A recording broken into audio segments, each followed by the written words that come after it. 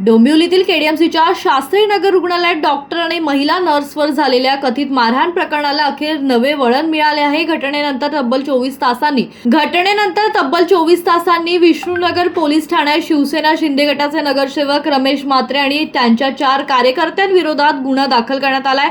या कारवाईनंतर शहरातील राजकीय आणि वैद्यकीय वर्तुळात मोठी खळबळ उडाली आहे. मिळालेल्या माहितीनुसार सोमवारी रात्री नगरसेवक रमेश म्हात्रे यांच्या समर्थकांसह शास्त्रीनगर रुग्णालयात पोहोचले. यावेळी डॉक्टर वैभव साळुंके, डॉक्टर श्रुती बाविस्कर तसेच 2 महिला नर्स यांच्याशी वाद झाला आणि त्यानंतर त्यांना मारहाण झाल्याचा आरोप करण्यात आलाय.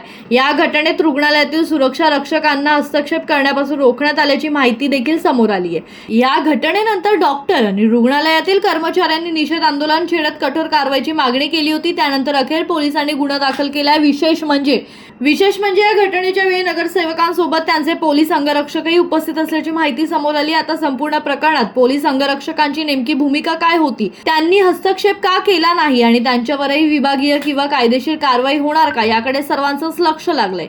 या प्रकरणात पुढील तपासात आणखी कोणती माहिती समोर येते याकडे संपूर्ण शहराचं लक्ष लागलंय.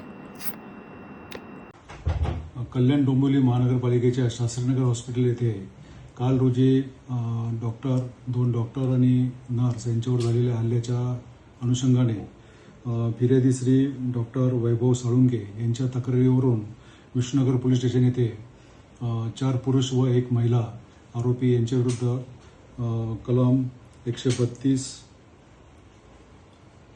121(1), 351(2), 352, 189(2), 191(2) सह Maharashtra medicare service person and medicare service institution prevention of violence and damage or loss to property ordinance act 2010 या अन्वये गुन्हा नोंद करण्यात आलेला आहे. सदर गुन्ह्याचा पुढील तपास चालू आहे.